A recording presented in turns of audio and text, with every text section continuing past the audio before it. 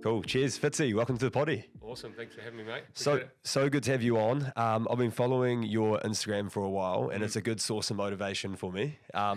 We're pretty much having a podcast before the podcast, but before we get into things, would love for you just to introduce yourself, bro. Okay, cool. Not too easy. For those of you who don't know me, Jordan Fitzgerald. Born in Australia. I guess we'll just do the quick down and dirty. Yeah, man. Born in Australia. Don't hold that against me. Parents are Kiwi, so I just say I'm a Kiwi. Nice. And then the old man and the old lady split. Probably like 1 year old. Yep. Came back, grew up in Nainai. Yep. The place of dreams. The place of dreams, exactly, mate. Big dreams in Nainai. Yeah, man.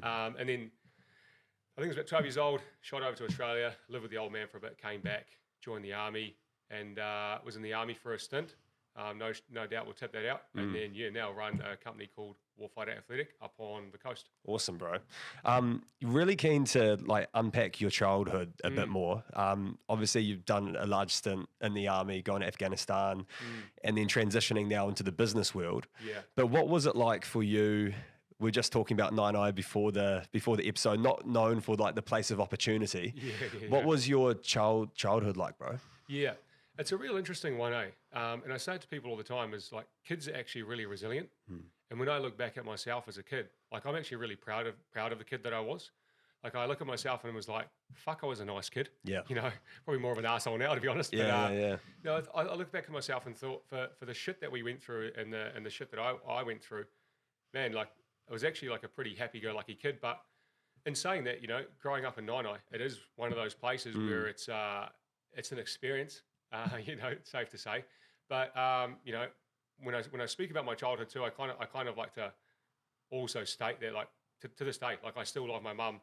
Some of the shit that I'm probably about to talk about, again, some people can think fucking hell, you'd hate to be his mum and hear that. But I spoke to my mum about it a little bit, and the thing is we all do things in life that we regret. Yeah. And I know my mum, in her heart and in her soul, she feels bad for some of the shit she put us through. Yeah.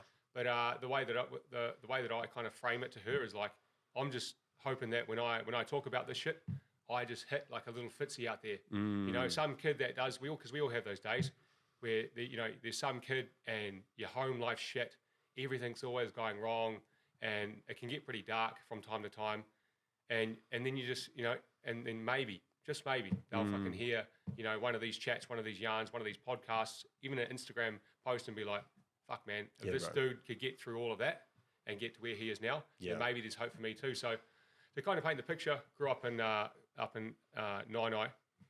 Was the old lady, my brother, and my sister predominantly, and my childhood was real bipolar. I've real good memories of doing normal family shit, Christmas, all that stuff, and just being real normal.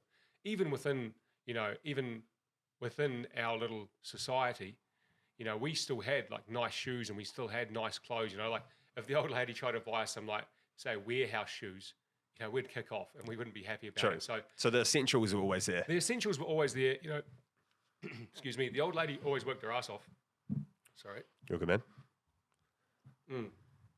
She always worked her ass off, but it's one of those things, there's a saying, this cliche saying, which is, you're the standard, or you are the sum of the 5 people you hang around the most. Yeah. And it's just the fucking way it is. I almost remember my childhood being, fairly normal, as you know. You get the odd hiding, the odd kick up the ass and whatnot. And then there was a line where just somewhere shit went dark. And that was a lot of partying, a lot of drugs, and a lot of, domestic violence, to be honest. And so for me, growing up, it was a real bipolar experience, because my mum could be real loving on one hand, and then on the other hand, you could literally be getting your fucking head bounced off the wall. So, it's one of those things where one day you're being told that, she loves you so much and you mean so much to her, and then the next day you say one wrong thing, and then, I've explained it to people before, is your ears are ringing, your face is numb, and your head's just getting jammed off the wall, or you're about to get out of the car and go to school. These are the ones that actually probably still make me mad. Yeah. Because, I just think about just how little and innocent I was. Yeah. You say one wrong thing and can just remember just saying one wrong thing, and then next minute everything's ringing, you essentially having your bell rung. Anyone who's been in fight sports will know. It's pretty much like having your bell rung, except you're a kid and it's your old lady. you're walking into school, you're trying to dry up the tears because you're embarrassed. You can still feel, you know, her handprint on my face for a period. I can almost put myself in that same position today. Walking into school, crying, ashamed, you know, trying to suck up the tears. I can still feel her handprint across my face, and it's just, yeah. What does that do to the mindset? And like, how old were you when this was all happening? I reckon it would have been about. I've actually got a terrible memory. I reckon it would have been about. I went to Australia about 12 years old, and it was probably a couple of years before that it started to get like more common, and that's probably when I started to actually probably harbour a bit of fear for the old lady. So yeah, it would have been about 12 years old, and it's one of those things where it's kind of interesting because you can completely forget about it. You know, you walk into school, you shake it off, you get over it. You start playing with your friends, and it's all lost and forgotten. And then you get picked up and you drop back into that world of like, oh yeah, cool, she's still in a mood, still got to walk on eggshells, still got to watch myself because if I say the wrong thing, you're fucking getting it. Yeah. I think I think the hardest thing is for when you're a young kid like that is your mother is the one person in the world who's meant to love you the most. They brought you into this world, but they do the most harm and the most damage the most. And so it's one of those things where like, it's probably like, actually reminds me of the army where like, you know, say you're going through infantry corps training and you're just getting thrashed every single day by these NCOs. And you just sit there in your spare time and you just bitch and moan about it. But it's your way of dealing with it and coping with it. You know, like you're like, oh, that corporal, you know, he's a dickhead or he's a piece of shit or he's a prick. It's kind of the same thing. Like me and my brother, we'd hang out a lot. And we'd just go for walks and we'd just debrief it and we'd like, fucking hell, man, like when does this shit change? Like when does this shit get better for us? So what was your escape route? Was it just to be invisible when that was going on? Was it to shut up and be quiet and not talk to mum when you knew she was having those sort of fits? How did you get away from it? Yeah, I think to be fair, like I probably was the golden child and I'm still labelled that by my siblings. But I think my brother did a real good job at being a fucking heat-seeking missile. So he copped a lot of it. And he's older brother? He's my older brother, yeah. So, you know, and I'll always give that to him. But that's probably his fucking downfall as well. He gives that to himself. True. I don't think it's never done him any well. He's, again, love my brother, but he does definitely hold the victim role. And it doesn't do well for anyone. But yeah, so for me, I just remember as a kid, exactly like you said, man, like you can read the room, you know, like, okay, she's not having a good day today. And you might even just succumb to the fact that at some point you're going to get your beans. That's hard shit, man. And I think especially, you know, being a parent now, like for us looking at our kids, we're both dads, it's, you could never imagine yourself doing that to your child. Never. So it's hard for you to imagine. I'm sure even for your mum, when you are so open about this, there's strength in that authenticity when you are speaking about it. And again, like the most amazing people that you meet in the world always come from the most fucked up childhoods, which is crazy. There's a weird pattern there where, so some of the most amazing people I've met, you know, if you ask how was their childhood or what was the path before they became successful, it's always a treacherous fucking journey. That's it. And again, it's not always, you know, there's, you know, guys I could just rattle off like that. It's like, and that's kind of my mindset is someone's always had it worse, really. And again, it's not to like downplay. I don't know, I have a weird relationship with the word trauma. I kind of hate it, but it is what it is. And it is kind of, I guess it helps people understand what we're talking about. But it's not to ever downplay your own trauma. But again, you know, if I listened to David Goggins' book, I'm like, fucking hell. You know, my childhood wasn't that bad. Yeah, he saw some shit. And then the same thing, like, you know, Gary Vaynerchuk, again, like he said, he had a hardworking dad. He had a good mum who loved him. But at the same time, he went through his own trauma and journey, which was through being an immigrant in America, you know, and what came with being from the Eastern Bloc. And so again, like everyone who I looked up to at least has almost been through some form of adversity. When was the moment where you were growing up and you probably realized that this isn't actually the norm for how kids are treated by their parents, by their mum? Was there a sort of clinical moment there for you? I would say the first opportunity came when my brother pretty much became too much for the old lady. And so there's even a part of me that looks back on those times with my old lady And I have empathy for her dealing with us. Yeah. Because me and my brother, we were two boisterous boys, really physical, right in the sport and all the rest of it. So, we'd kick the soccer ball against, we were both real into soccer. And that was kind of like the bipolar thing is like, we were both working our way up, say like at the soccer club into like the regional A teams and stuff like that. And we had quite a lot going for us in the sporting realm. And then you go home and it's just, we've seen a lot, like, and again, even outside of the whole domestic violence thing, like we've seen a lot of shit real young. Yeah. Like we'd be dumped off at houses every now and then, should get on the piss. And I remember being dumped at this house, unaware that I was going to be there the whole weekend. And then you just kind of like click like, oh, okay, we're here for the weekend. And the person looking after us is a fucking nightmare of an adult. So we're actually here to look after her. And I was probably about 11 and 12 years old. And I'm getting on the piss, bro. Like, I'm literally getting drunk at like 11 and 12. No way. Yeah, this is kind of some of the shit I haven't actually really spoke on. Like I can remember getting blackout drunk by like 12 years old. Fuck. And so, again, this whole weekend unfolded, and I can remember like it just turning into a shit show. And this woman, I hope she's in a better place now, but she even had a baby, and we were literally like looking after the baby. And like we grew up quick, man, like even my little sister. And the weekend ended up with my mum's partner at the time.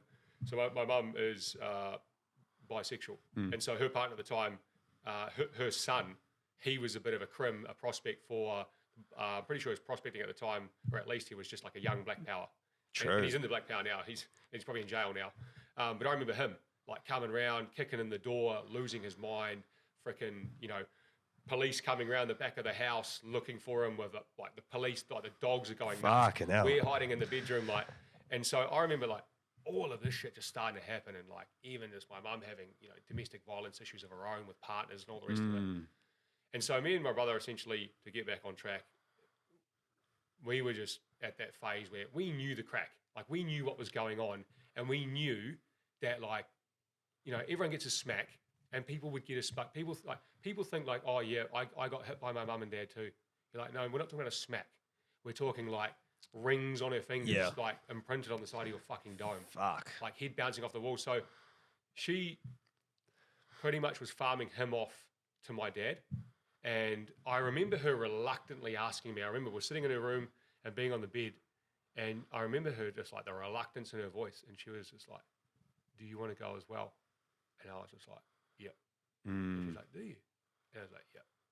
And so that was my first thing of like, fuck, let's get out of here, go live with the old man, have a crack at normality. But that didn't really turn out to be the case either. Shit, man. So, did you feel like you had many role models growing up? I did. Yeah? Who were they? So for me, it's one of those things I like, even to this day, it hasn't changed. I've always called myself like a dreamer. And so for me, man, like, I'm sitting there watching football on the TV, and I see, I was in love with David Beckham. Like even in the soccer club, like, where do you want to play this year? Yep, right wing. Okay, tryouts for this team. Where are you trialing out? Right wing. Was always wanting to be like David Beckham. And so again, you look at dudes like that, and they are inspiring. But at the same time, I had the other side of the family, which is really interesting actually, because again, we've spoken to them since we've grown up. And the first time I brought it up was like, what our childhood was like, eh? And they're sitting there saying like, what do you mean? And then tipping it all out. And then my auntie looking at me like absolutely gobsmacked. Oblivious to what was going on. Oblivious. And again, I still find that hard to grasp. I like, when she was, taken aback by it, I was just like, did you just really not know? How can you be so blind? You just think everyone knows. But again, when we were around other people and when we were around other families, you have this wave, the shine comes on. And that's where you see the best of my mum, where she is a really good mum, she is a caring mum, and all that, she comes out. But then you have these other times where it's just the wrath. But then again, so I had the other side of the family, and I knew and picked up real early, like my uncle Richard, I haven't had a lot to do with him in my adult life, but I remember looking at him, and I knew he worked hard, and I knew like they had a lot of things. I looked at their material wealth. Obviously I'm living in government housing in Nainai, and they're living in Eastbourne in like really nice houses. And so obviously that registers with you. And then I remember, I'd stay sometimes with my cousin. I think he might have been working for like Drake International or a company like that. Yeah. I remember he could leave maybe like in the middle of the night for some international business thing. But like, I just remember clocking him being a really, really hard worker. Yeah. And I took inspiration, and I had a lot of admiration for him, in that respect there. And then just going, when you're going through school, for me, I definitely had my rebellious stage, but like a real strong male, I really looked up to. Yeah. And I really grasped. And I think the big thing there was probably growing up most of my life without a dad. And so even in school, I remember a PE maths teacher. I think it was a real common thing in Australia. They were a maths and a PE teacher. It's a weird combination. But anyway, the school I was at seemed to be a thing. But yeah, I remember this one teacher. I can't remember his name for the life of me. But I think that was like outside of my dad, because I did idolize my dad once I went to live with him. Yeah. But outside of my dad, again, he was another dude where, I don't know, just his demeanor, the way he carried himself. And I thought, man, this is, and he just earned my natural respect. Yeah. Yeah. Yeah. Yeah. It's crazy. It's crazy, dude. And I feel like there's so many young people out there, that just wherever they are, they're fucking growing up in a terrible situation. They don't have any, especially for young men, don't have any positive male role models in their life. And it's no wonder they turn to fucking drugs or gangs or shit. Exactly. Yeah. And that used to be something that used to annoy me. And it's one of those things too, where it's like, it's not tooting my own horn, but you hear that time and time again, where it's like, oh, I had a shit childhood, blah, blah, blah. Again, with my bro, like whenever he's up, it's because of his own glory. And whenever he's down, it's because of our shitty childhood. So, playing on the childhood thing as to why your life sucks, I kind of hate that. And I think it's a bit of a cop-out. But if you do look at the stats, and I have spoke to a friend who's, done some study and looked into this kind of thing, and he just said, bro, the reality is like the statistics say, like to get through and to keep cracking on, you are in the 1%. Yeah, you're an anomaly, right? Yeah, you are an anomaly, and it's kind of hard to grasp. But now you can, when you see kids again, when being a father now, and you're at school and you can clock the kids who probably don't have the best home life, and because I went through that shit, you can kind of see it, and you sit there and look at a kid and you think, I wonder what's going on at home with him. Yeah.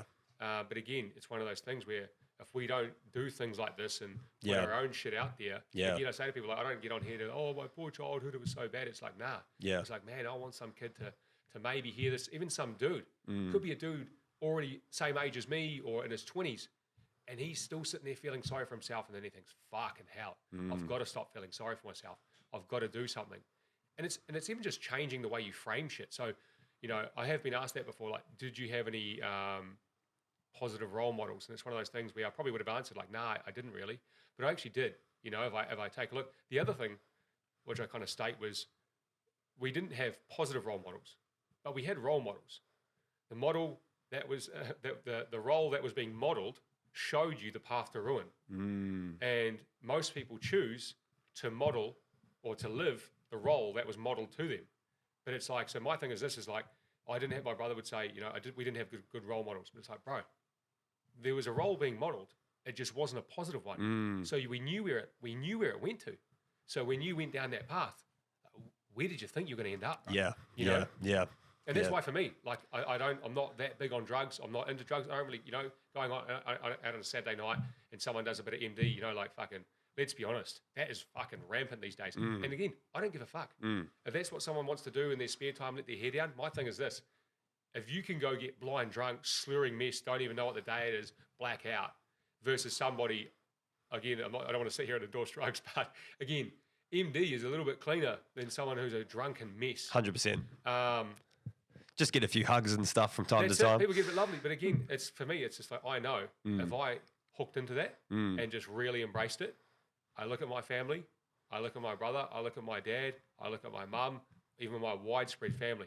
Every single one of them has had an issue with substances. Crack. Yeah, true. The glass pipe, man. So it's like one of those things where there was a time period in my life where almost all of my immediate family, I don't know which one wasn't on smoking crack. Fuck. So that's why for me, it's like, again, didn't have a role model, but I knew what not to do. Yeah. And I know my personality as well. Like I'm obsessive.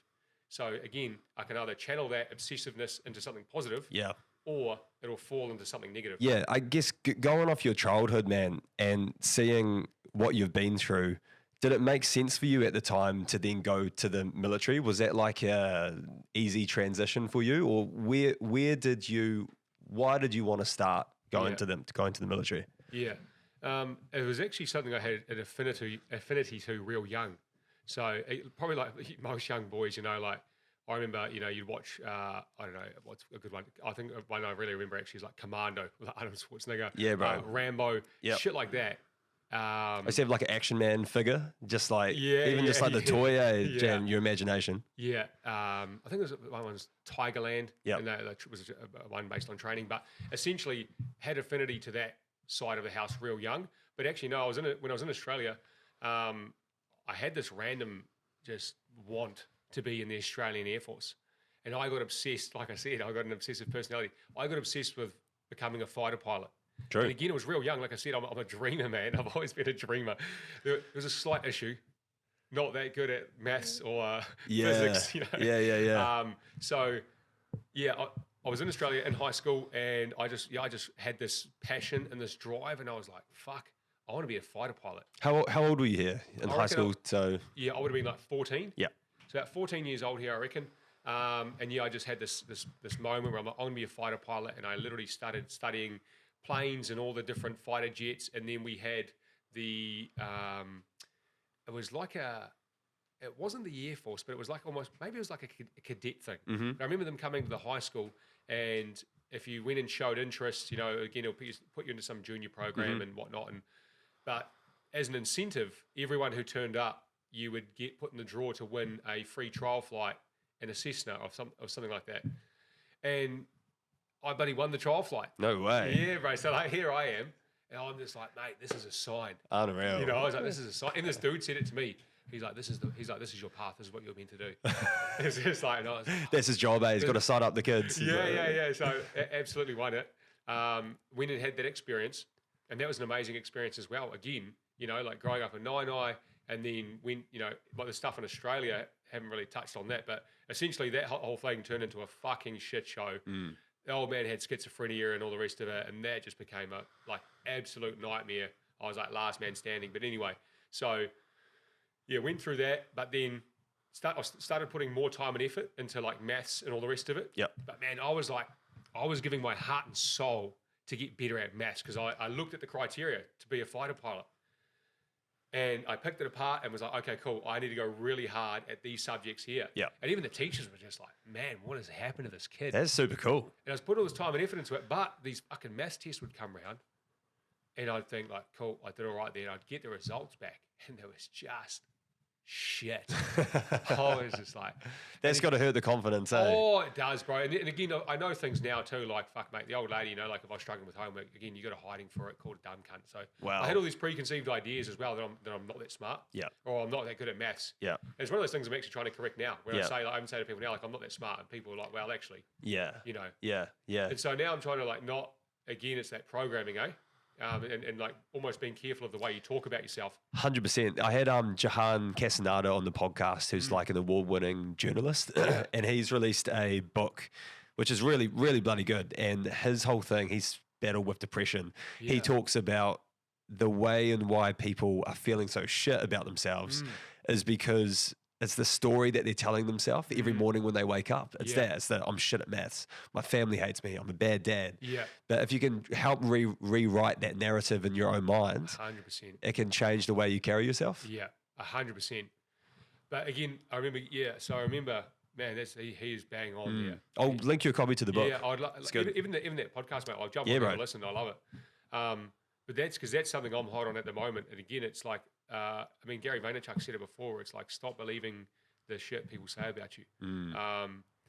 But yeah, so again, I was going hook, line, and sinker into this Air Force thing, these tests. And I remember being in class one time and getting this test result. I was like, for fuck's sakes. Fuck. This teacher's like, Jordan, what is it? I said, I tried so hard. Like I did. I tried so hard. You weren't taking shortcuts, but still weren't getting the results. And I didn't get the result. Yeah. And so again, as a young kid, I was like, fuck that shit. Yeah. And I literally just right on the spot, fuck that shit. Burn that dream. And then from there, again, had a bunch of other dreams. And then the situation kind of degraded in Australia with the whole schizophrenia stuff and my dad. And there were some fucking real wild times there, actually. Almost worse than the domestic violence stuff and I had in Nainai, but let's dive into them if you don't mind. Yeah. Yeah. If you wanna, Yeah. So what went on with you? So you did the change from living with your mum, and then so you moved over to Australia to live with your dad. So when did that sort of unfold? Because you said your image of your dad, you really looked up to him, Yeah. hopefully getting some normality Yeah. back over there. Did that all fall to the shits? Yeah, it did, man. So it was one of those things where it was like, man, if I move to Australia, like, it's Australia, I'm going to be living with my dad. Yeah. It's going to be awesome. And any young kid idolizes their dad. Like, I look at the way my son idolizes me or copies me, and the good and the not so good.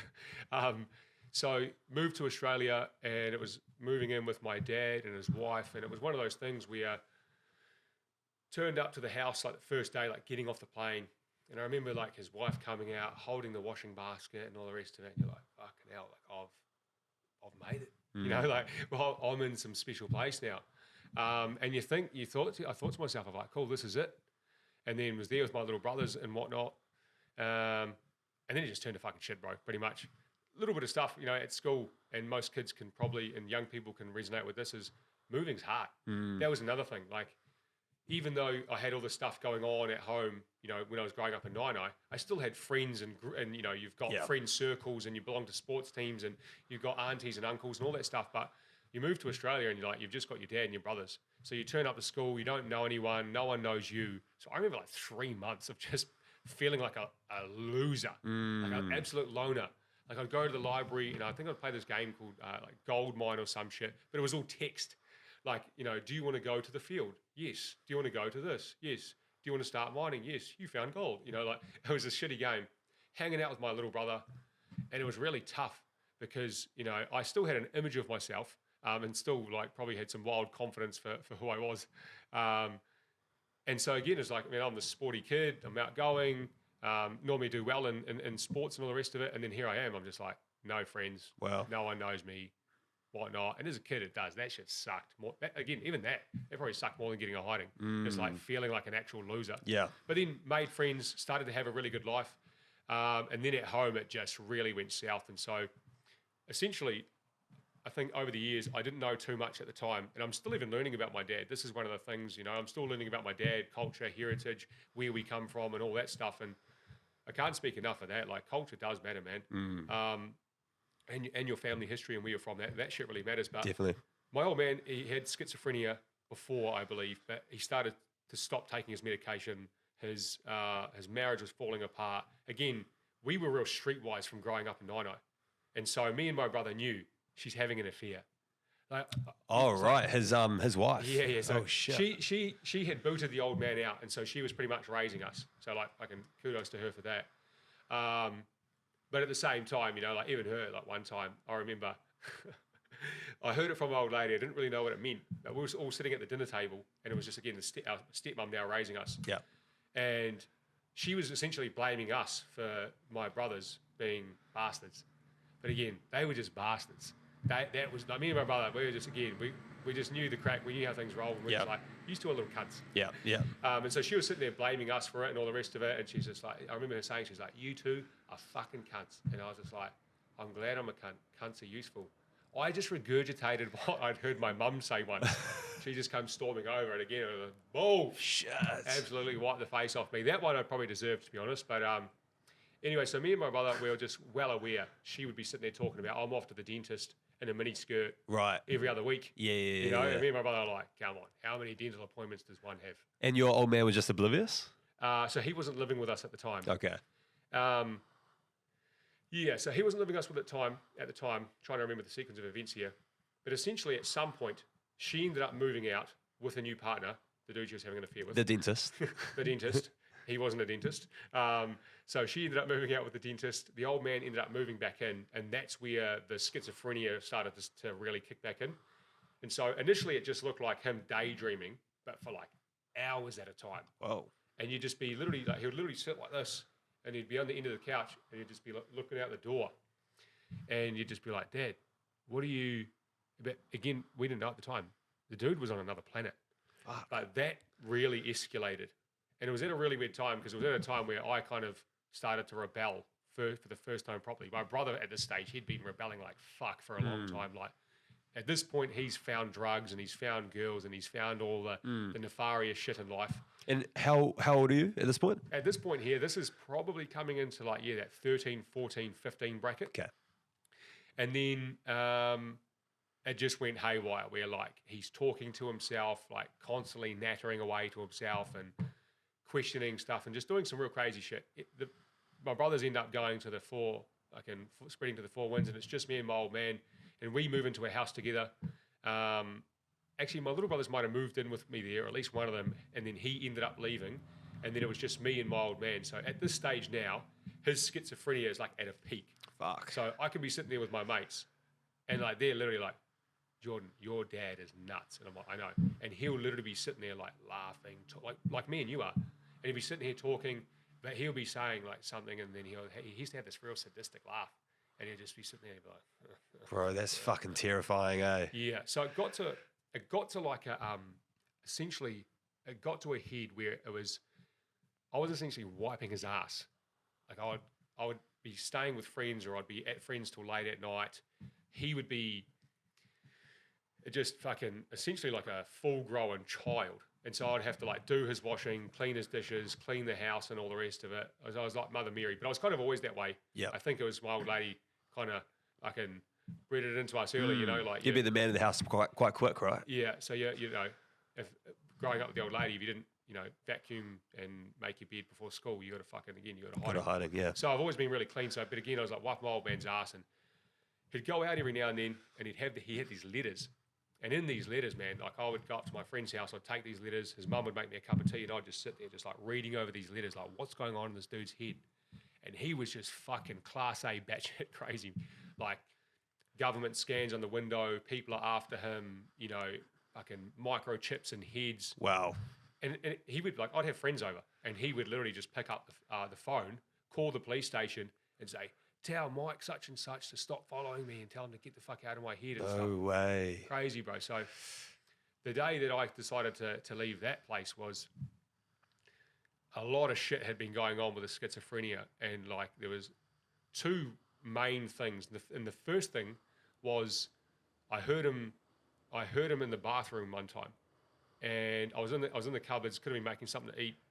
We had this like pantry, and it was in the bathroom was literally just tucked in behind this wall. And he was sitting there shaving, and I can just remember him talking. So he had a guy in his head, and this guy, the voice in his head's Eddie. It's a little black guy. I picked this up from reading his letters. And so he'd always be talking to this guy, Eddie, in his head. And he just had it was the most evil laugh I had fucking ever heard. Like it was like sickening, this laugh. And I remember him like sniggering away, and I was like, what is going on in his head? And then he just goes, I can't do that, you sick cunt. They're my kids. No. And I was like, holy fuck. So that was the first thing. Put the shits up me, and I was like, oh, maybe time to go.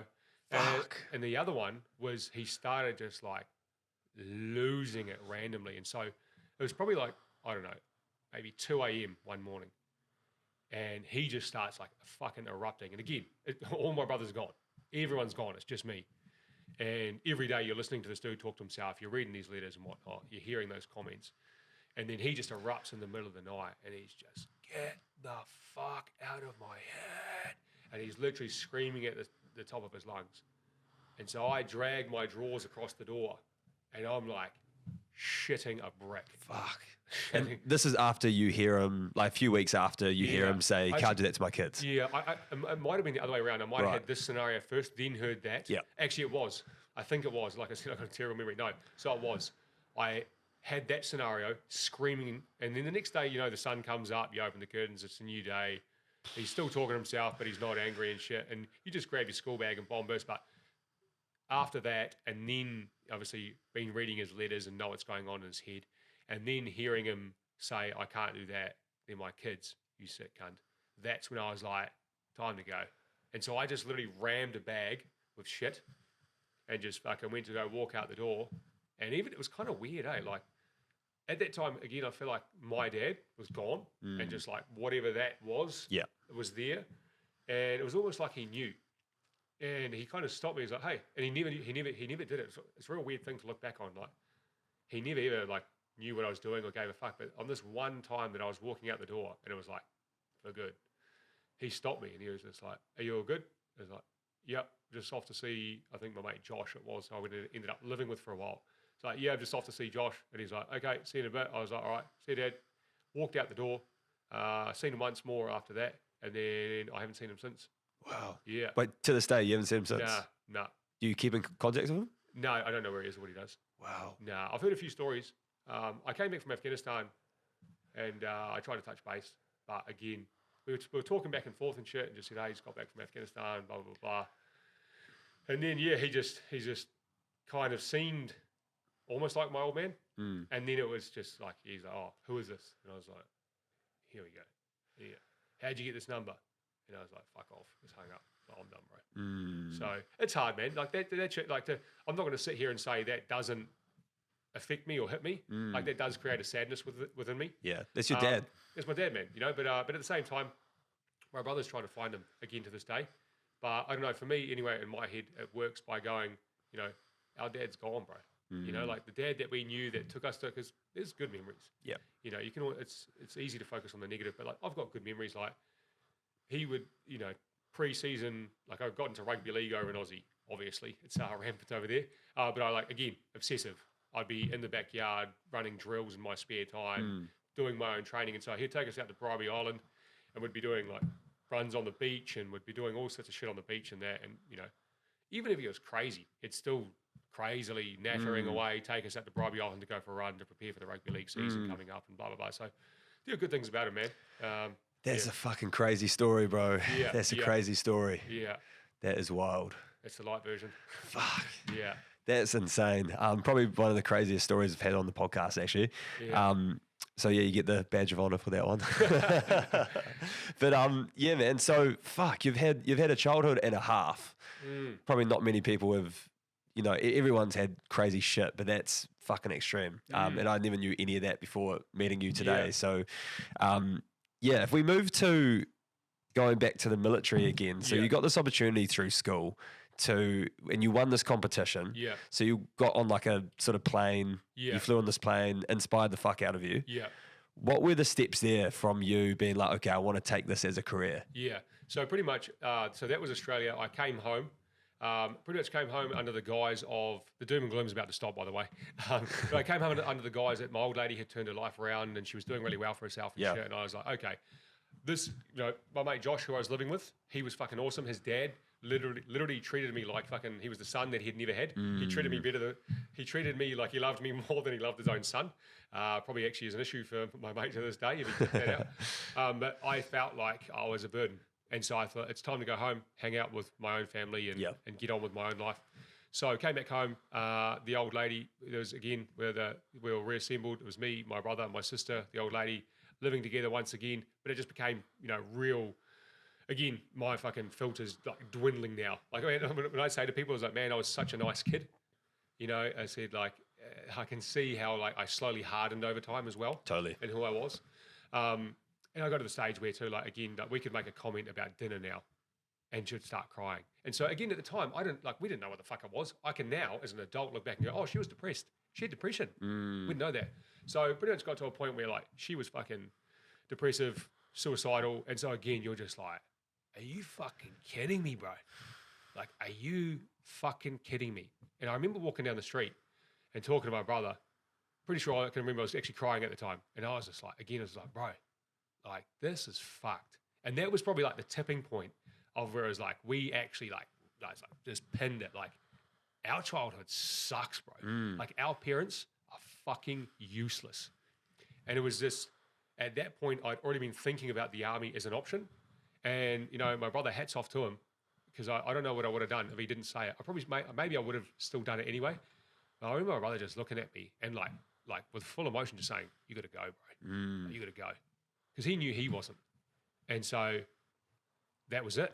I fucking literally sat down at a computer, punched the fucking recruiting form in, and begun the process. Wow. Yeah. So is it almost for you in your life a way to escape what you had going on at home? Oh, yeah. Yeah. And again, there was the positives to it. It wasn't just an escape.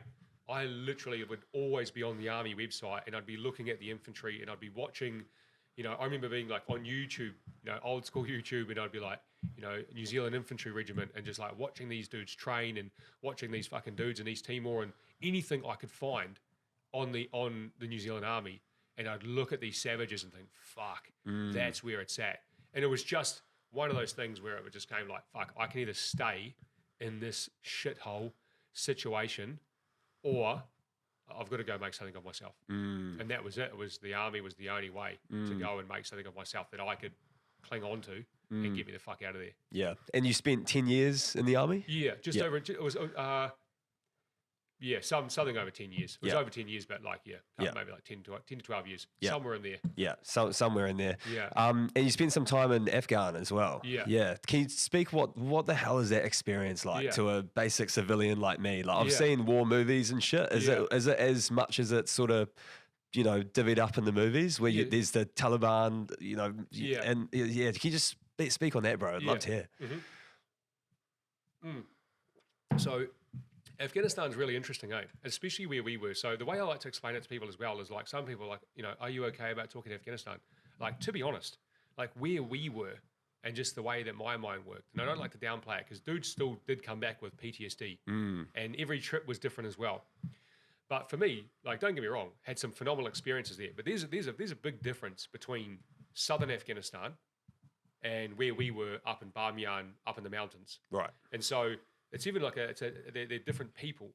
And so I believe where we were, they are descendants of, and I don't want to sound ignorant here, but they kind of data dumped some of the stuff.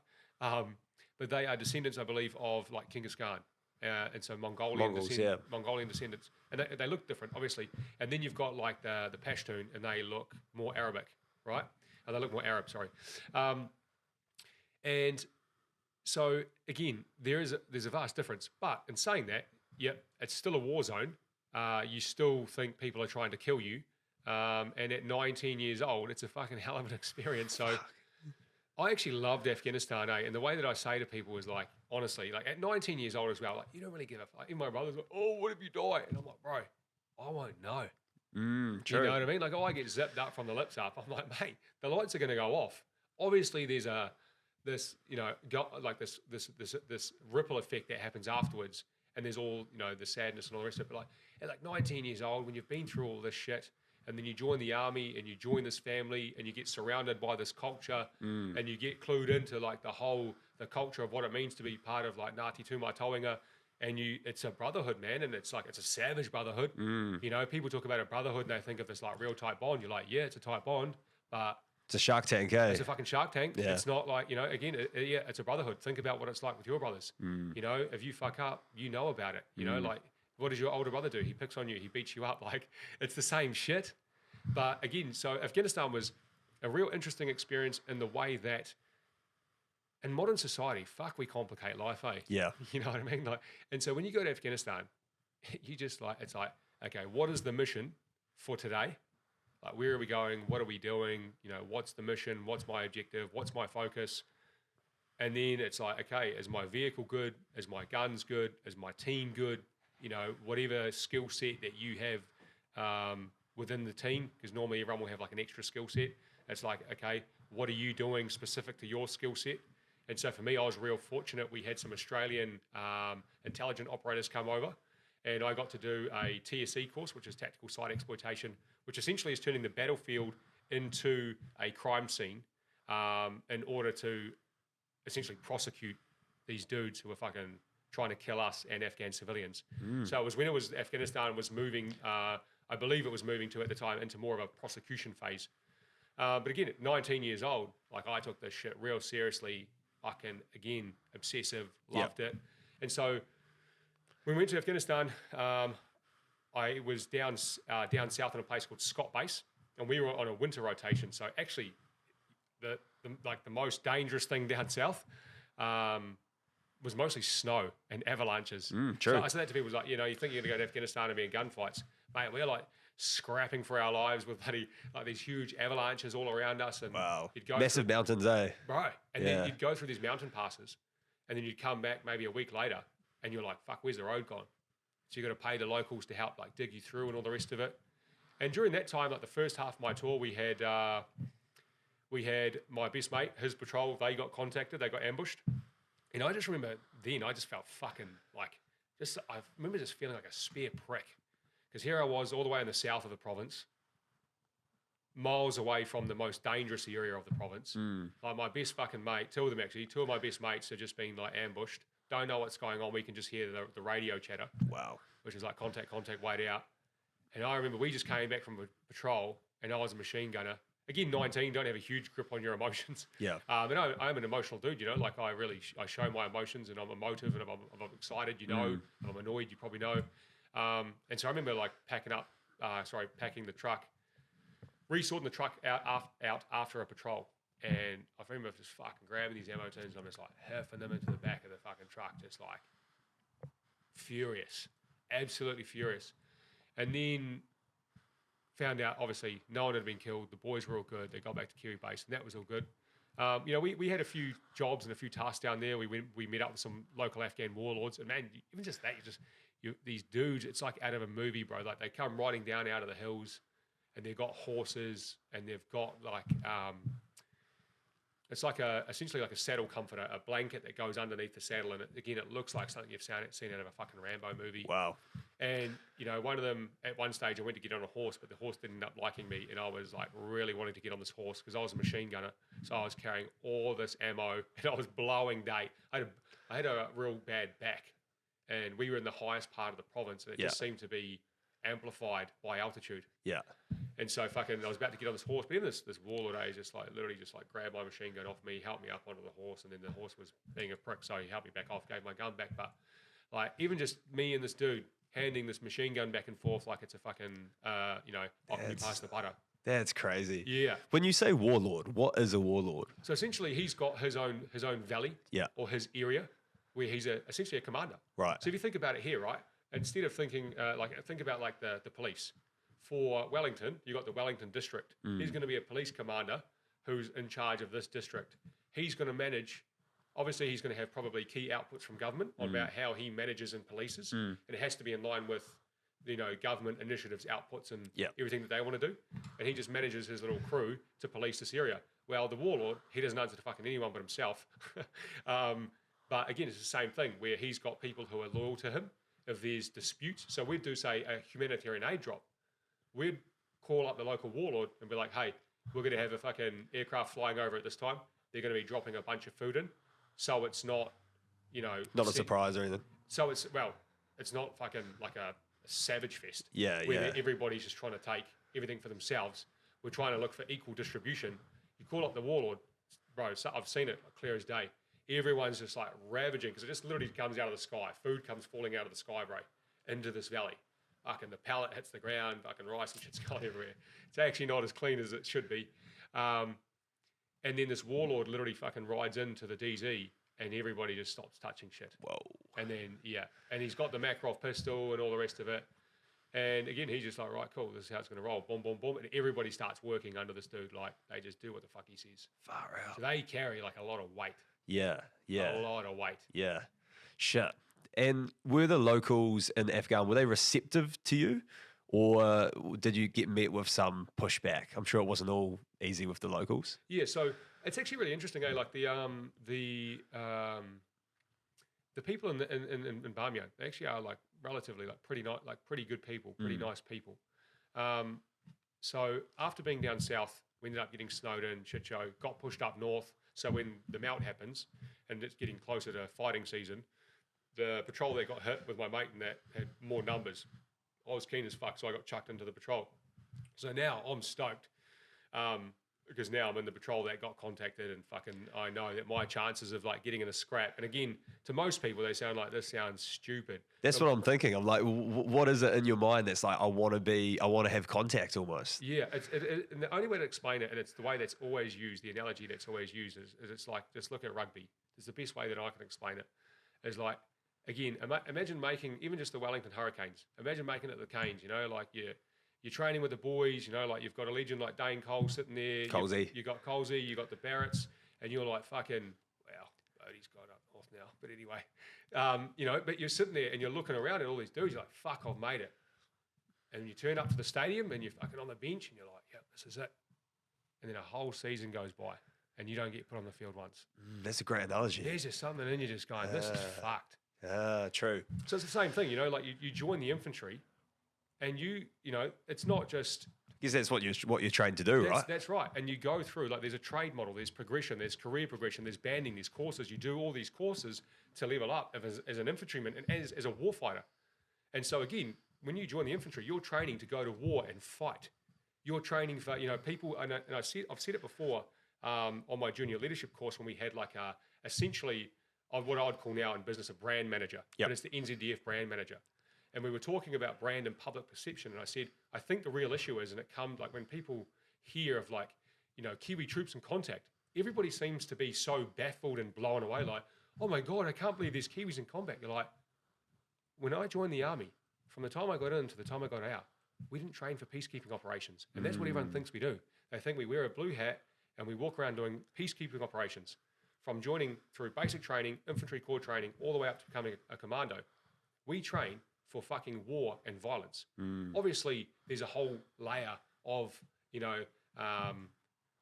the Geneva Convention, and there's morals, and there's, being a Western fighting force, we should hold ourselves to there's all that layered on top. Yeah. We're not just a bunch of like wayward psychos. But at the same time, like you train to be very, very proficient in the art of killing. And I think people forget that. And they think like, again, like they see the movies and they see all this stuff. And I'm like, no. We're not talking about like a movie, or we're not talking about Call of Duty where it's a game. It's like you're literally training to kill people very, very effectively. And you don't even have to do it, but it does change the way you think and see the world drastically. And so when I get put into that patrol, up to that point, I hadn't even been in the army that long, but I'd been in long enough where I'm just like, give me the test. Fuck. And you'd get so G'd up. We had so many scenarios where it's like, man, we're going out on these, 20, 21 day long patrols up the valley, up into the valley. And it's like a fucking fishbowl in there, man. Like, you literally just got the valley, and then you've got the valley walls. So exposed, eh? You're so exposed, and you've got, a mountain wall on this side, and half the time you've either got a gnarly drop-off or like some river that you can drown in next to you. Your anxiety must just be through the roof. Nah. Is your heart just pumping? You're like... Weird to say, nah, and I don't say that to sound cool, bravado, this, that, the other. I had moments when my heart was beating out of my fucking mouth hole. You're like... Literally, like if I opened my mouth, I felt like my heart was going to come out. I believe it, yeah. But no, like I remember we were heading out on this 21-day patrol, and they said like fucking this Intop. It was like super dramatic. When I look back on it now, this like Intop came like running out, and he's like contact imminent, which pretty much meant we were advancing to contact, and we treated it as such. Like we had a checkpoint. I can't remember if it was like Golf 1 or Golf 2. These are just checkpoint names. And we knew from that stage there. Like we had to be like fucking on because they were waiting for us, and we thought like it's got to be good intelligence for this dude to come like running out like that. But in me, it was like there was no fear, there was no anxiety. I just remember looking at my mate Jace, and me and him were always, I don't know what it was, maybe we fed off each other, but it was like fuck, we just looked at each other, and I remember it was like probably again it's a little bit cheesy, but I think we even like bumped body armor, and we were like, this is it, bro. Like we're fucking hooking in tonight. Unreal. Yeah, but then again, had another scenario where like middle of the night, fucking boom, fire, all the shit goes off, ends up being a freaking, so actually we'll tip it out a little bit. So laying in bed at night, we were always up in this valley living, and just one night it was just like, boom, and it was just like, holy fuck, we're under attack. And we're in this, we've hardened this abandoned building. So there's like all sandbags and shit and fucking barbed wire and stuff we've done to harden this building. We're all sleeping inside, and so it was just fucking stand to. And I remember just even then, just like eyes just like, fucking like, it's go time. But I remember putting on my body armor, and then like again, just now we're talking. I'm firing. Like I'm trying to find my gun, and it's just like I'm a fucking shit show. Like I don't know where my gun's gone. But then my bro next to me, so we're in the same vehicle. I think he had taken my gun because he was the actual machine gunner. So he was out on what we call stag. Yeah. So you pretty much, when we're sleeping, someone's always watching. Right. And so he was on stag. And so I think instead of holding his machine gun, he thought, I'll take Fitzy's Steyr because I was the Hummer driver at this time. So I'm sitting there looking like, where the fuck is my gun? Figured out he had taken it. There might have been another time actually. Actually, there was another night where we thought something was going on. Actually, this was a new night. I had my gun. We fucking just bomb burst out into our vehicles. And then we had pre-designated plan. Like if we get contacted here, we had pre-designated fighting positions. So we knew exactly like where to drive, where to stop, what to do, where the gunners, like where their arcs would be. Essentially, we want to create a harbour. And from that harbour, we'll fight. And on each fucking, so a harbour is like a triangle. And on each point of the triangle, you want a main weapon system. And so that's pretty much what we did. We ripped into our fighting positions. The fucking power flares were going up. So I was like, Fuck. and I just remember my heart just being like, just could hear it in my ears. And then as the power flare went up, we had the side of the mountain wall, and that thing fucking lit up. And under NVG, I could see all these like bodies running. And I was like, we're literally like about to get like overrun. And so I remember jumping. Wait, they're running towards you. This is what it looked like. This is what it looked like at this time. So I remember jumping on comms on our PRRs, and I remember going to go hit the pressel switch and started to talk. And it was just like my fucking, just like the crack, the biggest high. It was like, they're on my land.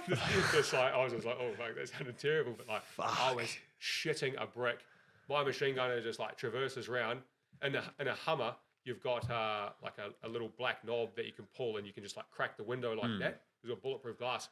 And I remember thinking like, we're about to be fucking like overrun, and we're about to be like copping fucking lead. So I remember just like jamming my Steyr out the window and waiting for these dudes, because next to us there was like a mound. And it's pitch black. Pitch black, bro, 100%. But the fucking power flares are going up now, so we've got some viz. And under night vision, we just had a monocular. I could see all these people running around. It looked like they were literally about to start running over the top of this mound. So I jammed this fucking Steyr out the window. And again, at the stage, I'm doing the right things, but I am shitting myself right now. Yeah. And then fucking next minute, another vet, one of the boys, he like rips out and all the rest of it. And then it comes up over comms of just like, oh, there's locals out here. Their Kamaz truck tyres blowing, and they think we're about to kill them. So again, the best thing about that, the lesson learned there though, was our SNO at the time. What's that, SNO? The SNO is the officer pretty much running the theatre, the operational theatre. I think it's Senior National Officer. So our SNO, I think at the time, Colonel Martin Dransfield, he was such a chill dude, man. Like even when he'd talk, it would just be like, "Hey, how you doing? Reassuring. How's the op going? Yeah. You know, how's the trip?" And he was awesome because like he didn't care about shaving, he didn't care about beards, which for us in the infantry at that time was weird. Like there were other trips where dudes were like running around with like number 2s, clean shaven every day. But he was like, no, let's get on the level with the locals. Let's operate like them. So when we rock up to meetings, take your helmet off. Like take your helmet off, show the beard. Mate, I was 19 years old. I had like 2 bits of hair coming out of my Yeah. Always the piss take. Oh, Fitzy, did you put your head out the window on the last patrol? You know? Yeah. No, but he always went on about courageous restraint, and I fucking love that. Even to this day, I love how he framed that, because once you've been in the military, and once you sort of learn the crack, and especially even with like international partners as well, you hear about a lot of dudes being in firefights, or you hear about a lot of dudes killing people. But once you've been around the block a while, you start to like piece shit together and be like, how many dudes have you killed that actually had a gun? Like, how many dudes? Like, and again, you know, some dudes can see that as taking shots. Like there are dudes out there who've seen a fuckload of combat, and it's like legitimate combat. Like we worked with American MPs on that trip. One of the dudes on there, his last name was actually Savage. That dude was literally in Iraq. Like he had seen shit, and he came out to we had this land dispute. That was another interesting one. It was like, we turned up to this village, big dispute going on. Went out with the NDS, which is like their version of like souped up police. In the middle of nowhere, it turned up. The village was like abandoned. The chimneys are still smoking. That was eerie as hell as well. Shit. Like you felt like someone probably had a bead on you at all times. But these dudes have seen shit, and so again, you know, and they've done shit. But again, this courageous restraint thing I think was amazing, because it is. It's like, who is actually a threat? Because you can. In a war zone, bro, you can easily not easily. Again, we've learned that recently with dudes going in court martials, but you know, you can justify, like even if we had shot someone that night, that, you know, again, we had been given before that patrol, contact imminent. They're waiting for you. Everything in our brain is now geared to, we're getting in a fight. Yeah. And we've been prepared for a fight. Yeah. And so mentally, we're already in that zone. A loud explosion goes off. The greatest threat in our AO is an IED or an improvised explosive device. And so again, that was like our main threat, was always getting fucking blown up by IEDs. Fuck. And again, so if that night someone had been shot. Like if those dudes had come running over the mound, those shitty NVGs, you know, mate, it's like it's so grainy. All I would have been able to make out is a body. Yeah. And at that stage there, 19 years old, contact imminent, piecing that all together, power flares going up, machine guns traversing, like the boys in the turrets traversing, comms going, like the chatter in your ear, like everybody's gearing up for literally a scrap. Some dude came over that hill. Wouldn't have been hard for me just to literally, like 19 years old, just go safety off, boom, and start hooking in. So I love that Marty did come up with that, I guess, that catchphrase for the trip, which is courageous restraint, which is just at all times, just question, do I have to pull the trigger? And I think, you know, man, a few more teams and a few more commanders could have fucking echoed that one out. Yeah. For sure. Yeah. What about leadership? Like, what did leadership and good leadership teach you in those moments? I think the biggest thing I learned about leadership, probably in Afghanistan and just in my military career in general, man, it's kind of like the role model thing we talked about before. As you see positive and negative role models, you see what good leadership looks like, and you really see what like good leadership doesn't look like. And so, the dudes that I always really respected were dudes who they didn't demand respect. They didn't use their leadership, their position, their rank to demand your respect. They just operated and carried themselves in a way that you gave it to them. So it's one of those things where, you know, I can remember a corporal like before Afghanistan where you'd be in battle PT and maybe you were doing some log PT, so you're running around camp carrying logs and shit. And then there'd be one corporal Wawa, and man, this dude would just fucking jump on a log where dudes would be struggling. He'd be like, "That's us, boys. Let's fucking go." And man, he would just start ripping shit. And again, when you were with him, you would just be like, "Yeah, fuck yeah." And you'd fucking jump on the log with him, and you'd see someone struggling, and then you'd fucking rip them off, and you'd jump on. And again, you're just emulating what he's doing. Same thing with the good section commanders in the infantry. You'd see a section commander, he knew his shit, he was squared away, he was disciplined.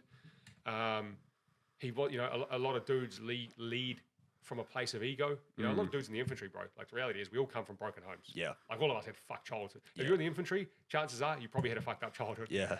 And so again, a lot of these dudes led from that place. They led from that place of like insecurity, of bravado, of ego, or just being fucking narcissistic, thinking that they were God.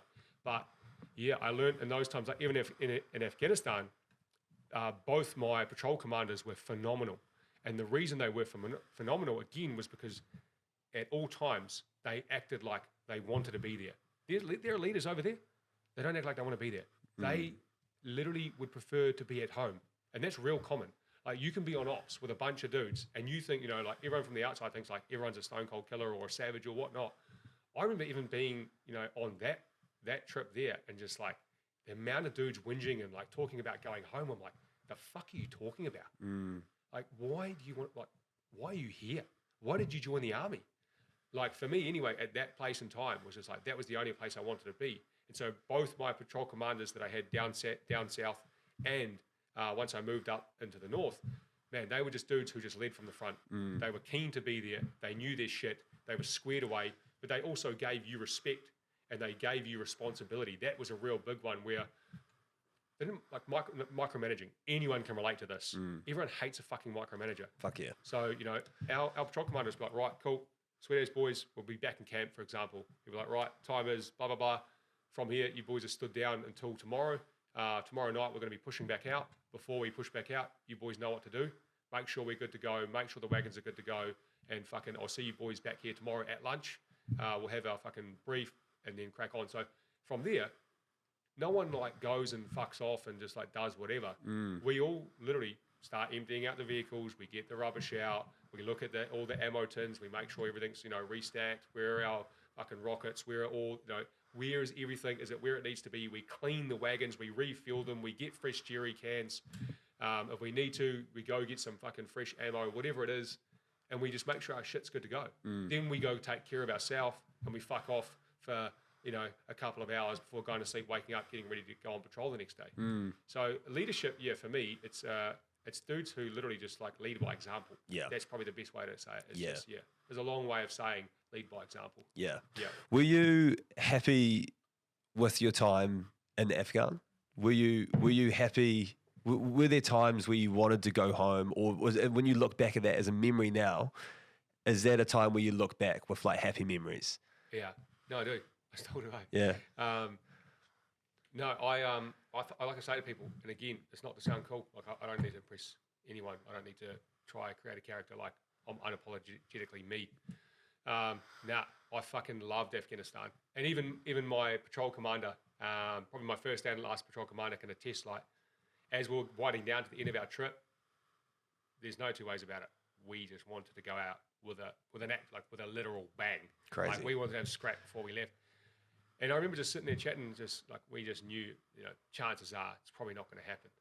And so even then, patrol commander was just like, fuck, you boys need to get back, look at what you want to do, and either look at going and joining the British Army because they were fucking, scrapping hard down south, or he's like, you boys need to go do selection and go join the SAS. And he's like, fuck, that's the only way you boys are going to get what you want. And so that's how, for me, I know like my keenness for it was legit because my patrol commander, he's echoing what's going on. So I remember literally I still remember to this day being down by the fucking airfield waiting for the C-130 to come in so we could rip out.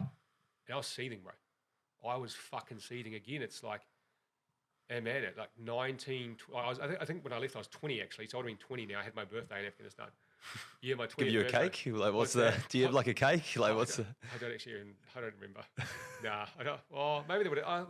Normally they're actually pretty good at doing something. I think they might have had a cake or something. The warlord comes in on the horse. He's like, No, I think it was at Kiwi base. Okay. Once we got back to Kiwi base, because there's like a decent kitchen there. The main base there, I think there might have been a cake or something, and fucking, sing Kumbaya. But again, in this phase of my life, man, like, the only thing I wanted to do was be on patrol and fucking finding cunts who want to have a scrap. So I remember being on the runway and I was dark, man. Even to this day, like it's only probably like, I don't even know if I'm over it now, but it's a real weird thing. I'm much better at it now. And I've got some like real weird hindsight reflection on my time in the military. But it's hard to explain to someone who hasn't been in it. And the only way I can explain it is the rugby side of the house, but it is seen as your verification. Yeah. Essentially, it's your blue tick. Yeah. Yeah.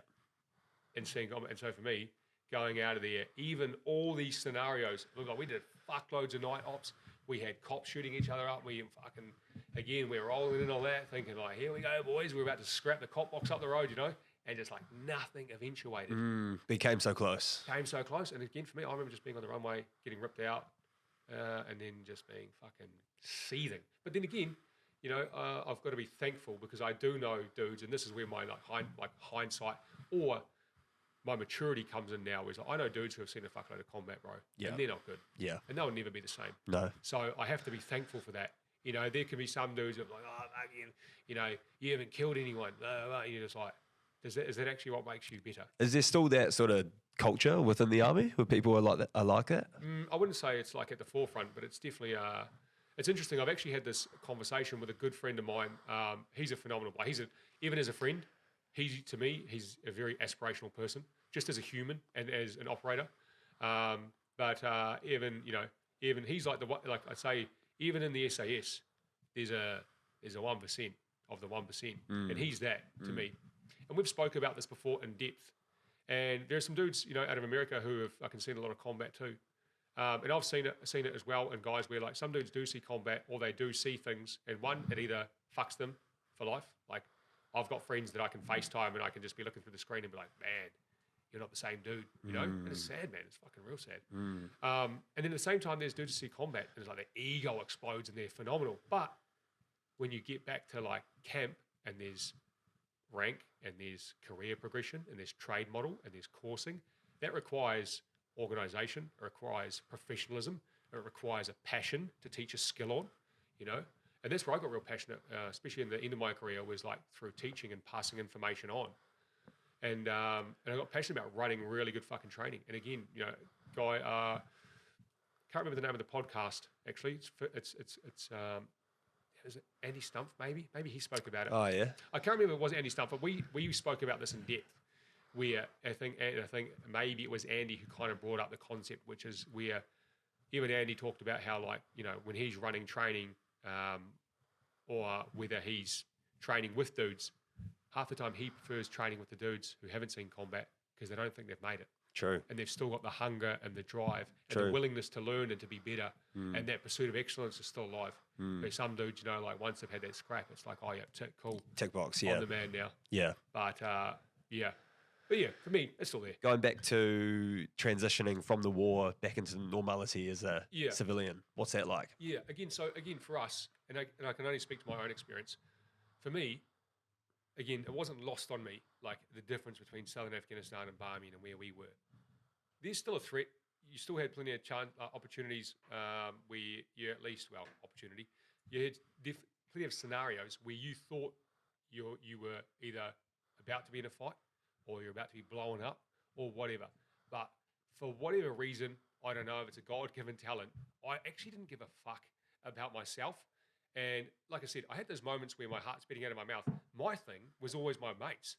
So when we're driving down the road, and I'm thinking about if we get contacted here, what do we do next? It's always in relation to, like, if Jace drops in the turret, like, what am I going to do next? You know what I mean? So for me, it wasn't lost on me that. But at the same time, you still are in a war zone. And towards the end of it, I've got certain memories where I definitely could identify I had changed. I had changed in a way where, like, the idea of, and again, even though at this stage I haven't killed anyone, the idea of taking someone's life, like, it's like life definitely started to cheapen in a weird way. Like, it was just a thing where, like, I guess if you're thinking about it every day, and it's really weird to say, but as a soldier, and some people may not agree, but this is the only way that I can explain it. It's almost like as soldiers, and I hope this doesn't make soldiers sound bad, but again, you've got to want to do your job right. It's almost like lusting for combat. So towards the end of the trip, like, I remember for the one time, and for, like, whatever reason, the one time I wasn't driving the Hummer, I was in the commander seat, and the bro who was the vehicle commander, he was driving, and when you're up in the valley, I can't remember the valley name now, but when you're up in the Gandak Valley, there's the road, like I said, the mountains, so there's not much room to maneuver. But there's these big supply trucks, like Kamaz trucks, big trucks, jingle trucks coming down the valley. Sometimes you can, like, have to reverse up for a lifetime before you find a spot where the truck can go past, and then the patrol can crack on. But we were in a spot where we got, like, 4 Hummers, we got this one truck, and it was like we knew for, like, a good while there was nothing behind us that we could just, like, pull into and he'd get past. So the only way was to go forward. Yeah. And this truck wouldn't move. And so I remember it just pretty much got to the point where I was, like, smashing the door, trying to get out of the door to get to this dude to just, like, ring his bell or something because he wouldn't back his truck up. And I couldn't get out of the truck because the valley wall was right there. And I remember pulling my pistol out and just, again, I was not going to shoot this guy. I was never intending to shoot him. No. But I just wanted to put the fear of God in him. So I pulled my pistol out. And it's weird in Afghanistan, like, they, you know, they don't really fear a rifle, but they will fear a pistol for some weird reason. And so, again, I remember putting my pistol out and just being like, back the fuck up. But I can look back on that and even be like, you know, again, just in a war zone, it's what you do. But so now to go into transition kind of framed around that, it is really uncanny because you're literally in that state of mind. Yeah. And in the last phase before we ripped out of Afghanistan too, we're in this meeting and we've got this local dude just saying, yep, cool, from the local Taliban commander, you guys are all cowards. You're scared, this, that, the other. And we were pretty much saying, lad, we're here for the next 2 weeks. Anytime you want to go, you know where to find us. Sure. It's like a UFC press conference, eh? It was literally almost like a UFC press conference / schoolyard fight. Shit. We were, like, meet behind the bike sheds. And, yeah. 3:30, be there. Yeah. Fuck. But at the same time, you know, he's literally sitting there, with, you know, essentially shitting on us. And so it's one of those things where you're like, lad, especially at the end of your deployment, you know, that 6-month mark, I'm sure there's, like, new pathways being formed in the way that you think and see the world. I don't know, a psychologist could probably tip that out better. So we're just like, lad, literally tell the Taliban commander, we are here for 2 more weeks. Do you feel like you're the same person from when you served? Yep. Now, probably not. So there's probably like 2 transitions. And so the transition out of Afghanistan is really weird because to kind of like speed it up a little bit is you're in Afghanistan, you're in that state of mind of fucking patrolling, fight, going to get blown up, where are these dudes, whatever. The next day, a C-130 comes in, you jump on it, you fly out, you land in Dubai or the UAE somewhere, and a day later, you're at Wild Wadi in a water park or some shit. The roller coaster, yeah. And you're just like, you're at a theme park. And then 4 days later, you're flying in and landing at Ohakia Air Base, and you're driving down the road. Literally, you're driving down State Highway 1.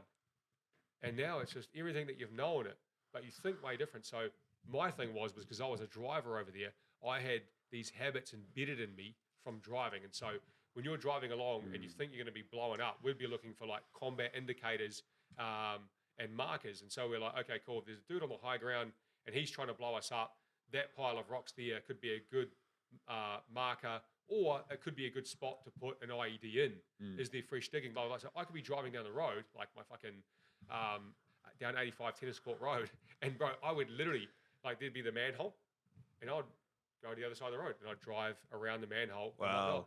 And then That's what you're trained to do, right? Yeah, and you obviously you don't want to drive over it because what if it goes bang? Yeah. And then the missus would just be like, "What are you doing?" And I'd be like, "Oh fuck, I'm still in Afghan brain." But the thing that NZDF did do relatively well here, I think the transition back from Afghanistan to civilian, like not to civilian, but back to like normal life, it was really average. Like even the psych debrief is just like, it's a fucking tick box exercise. But they did give it a little handbook, and I actually, gave the time to read the handbook, and it talked about how, again, you've gone to this war zone, you've been in this place, you've been in this state of mind, you've maybe seen some stuff, or you've had these experiences. So when you come back, you might not be the same. Try avoid drinking, this, that, the other. Form a good positive routine. Tells you some good shit to do. Yeah. So I literally did that. I said, you know what?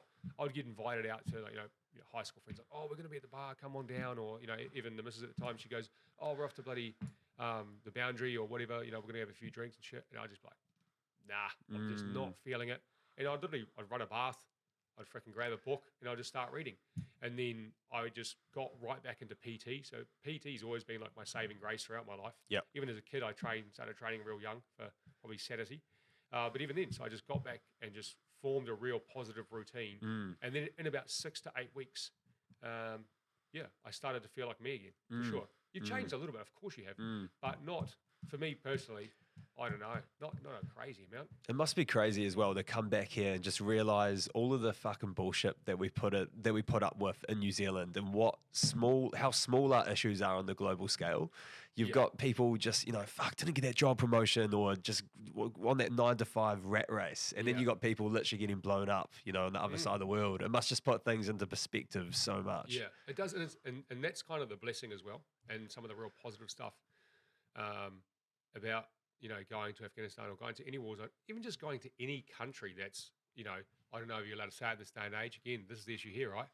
A third world country. Oh, you can't say that. That's the issue. Surely you can still say that. Yeah, I don't know. In this day and age, it's pretty dicey. But I know some of the things I've said to point to this point here probably, I don't know, might offend a few people. But again, we look at people who talk about, I remember coming back from Afghanistan, and you actually did ask a question before, like, what are the locals like? The locals are pretty good. And they seem to enjoy having us there. We did one cross-border operation, and it ended up, I think it was the same village that the SAS ended up doing a raid on. But again, when we dropped into that village, fucking hell, if looks could kill, like, I'd be dead. We were the first vehicle into the village, and, literally, spitting at the vehicle, and just, literally, I remember this guy looking at me. He was with his son as well. But you just look into someone's eyes, and you kind of get the gist, especially once you've been there long enough. And I remember him just looking into my eyes through the windscreen, and it was just like, he could kill me. Wow. 100%. And even I remember just having that, real combative stare back with him, just like, yeah, if it's on. And we didn't really get that in the rest of Afghanistan. But I came home, one of the boys' missus was a journalist, and she wanted some sob story. She wanted something to cry about and whinge about. I'm like, it's not reality. And again, it's one of those things too where people will have all these issues and all these problems, but you're like actually, on a scale of living, and you're dead. Totally. Is that issue actually real? Yeah. And I think and it's probably worse in this day and age, where, social media is a bit of an echo chamber. And I think, you're led to believe the minority is the majority when it's actually not. But, a lot of these people, again, they find all these issues with the world and society, and they get all up in arms about it. And you're like, in Afghanistan, when the winter comes, they are literally they are finding every little stick, twig on the fucking barren hillside, stacking that up for sources of fuel. When their donkeys and horses shit, they collect it, they roll it up into a ball, they squish it in the summer to the side of the house, and it makes these little cakes, because obviously they're eating grass and hay and all that shit. Once it goes hard and dries out, it becomes a fuel source essentially for their fires. And then, mate, we actually lived we stayed the night with a warlord after we did the humanitarian aid drop into this valley. And we literally bugged out like first thing in the morning, and we got out of there because we stunk so bad, because they're burning these like fucking discs of shit to keep warm in the fire, and it kind of, I feel like they have some kind of like heating system in the house, whether it's just like channels, but we got out of there, we were just absolutely minging, mate. Like absolutely minging. That's fucking crazy. But again, you get people here just going like, fuck, I'm not gonna get into it. Yeah, my biggest issue, like in my life, this just sums out how fucking privileged I am, is people cutting me off when I'm driving in traffic. So it's like, and that still winds me up, mate. Yeah, true. Okay, it still is pretty bad. Yeah. Yeah, I'm really keen now to move to your exit strategy from the army and setting up Warfighter Athletic. Yeah. How did you talk me through that process there of why you chose to leave? Yeah. And why you chose to start your business? Yeah, cool. So the main thing was obviously, I joined the army at 17 years old, and at this stage here, I must have been getting to like 28, 29. And for me, it was one of those things where you're up north now, you're in commandos. So you know what, I know what I do as a commando, and it was an awesome job, surrounded by like absolute studs. The stuff that I did in commandos, especially the team that I ended up in and spent most of my time in commandos in, and the leadership that I was under, and how much, whether it was pressure, whether it was not pressure, essentially gave me rope to bloody grow, right? Responsibility, bloody hell. Yeah, we got there. So we got there in the end. Whether it was, maybe actually a little bit of pressure, responsibility, and just room to grow, kind of, they're things that really helped me out. But also, from a commando, the only next thing to do is to go do selection again, join SAS. And for me, at that time, I knew the crack. Like, I was in a really privileged position within commandos. And so I got to travel a lot. I got to go all around the world. I worked with all the top tier units, whether it was in training or conferences, and, looking at what problems they're seeing in the battlefield and helping them solve them. And it was the UKSF, the US boys out in Australia at SASR. Again, really privileged career, the fucking JTF2 boys from Canada. And so again, this is realistically the pinnacle of my military career. But our operational appetite is still so low. And even dudes who are going out on ops, they're not hanging around too long afterwards, because it's so frustrating, the constraints that are placed on them within the operational theatre. True. And so for me, it's, again, now I've got mates who are in mountain troop. I've got mates who are outriders. I've got mates who are air troop. And so I know the crack. I know what they're up to, what courses they got, the pipelines, what operations they're going on. You know the crack. So there's no smoke and mirrors now. So at one stage it was like, okay, cool, I'm going to do selection and, finish up my career, get the fucking blue belt and be done with it. But again, I just had to sit down and actually ask myself. And I sat down with the boys and I did all my due diligence checks and whatnot for selection. And then I just literally asked myself, I'm like, man, am I actually doing this for me? Because it's a bit like in the unit, it's like commandos versus SAS. It's very alpha. True. And so, you get a lot of, it's ego, bro. It is ego. Again, and I've got one too. So again, for me, it was like, okay, am I doing this because this is something that I still really, really want? Or am I doing it to prove to some of these dudes who run their mouth a little too much, to prove to them that I can do what they do too? Yeah, right. But once it came down to it, I just thought I was actually doing it more for them than I was for my own self. And if I actually looked at like my career, again, very privileged in my career, very non-traditional commando career, had an awesome career, done a lot of awesome stuff. But it got to the point where I was just so dissatisfied with New Zealand's participation in the war on terror and what's going on in Syria and Iraq, and I've still got, I'm meeting mates from all over the world, and they're in Syria and they're in Iraq, and they're fucking, one of my good mates, again, he's a bit of an anomaly as well, but he's been in the battle of fucking like participating in the Battle of Mosul, and he's doing all sorts of shit. And I'm sitting in Papakura with my fucking thumb up my ass. Yeah, right. And so for me, it actually started to get pretty dark. Like I was not just annoyed, like I was fucking seething and like disgusted at what we were doing, whilst all our partners, they got either getting killed, killing themselves, operational burnout, and all these things going on. And I was just like, I was getting fucking dark. Yeah, I bet. And so for me, I started to ask questions about, like, okay, cool, this might be coming to an end. What's next?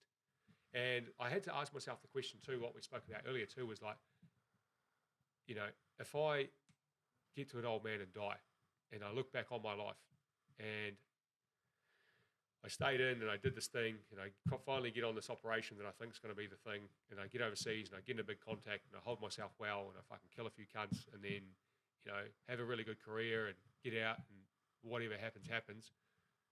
Or I do this concept in my head that's called Warfighter Athletic, and because the concept was simmering there.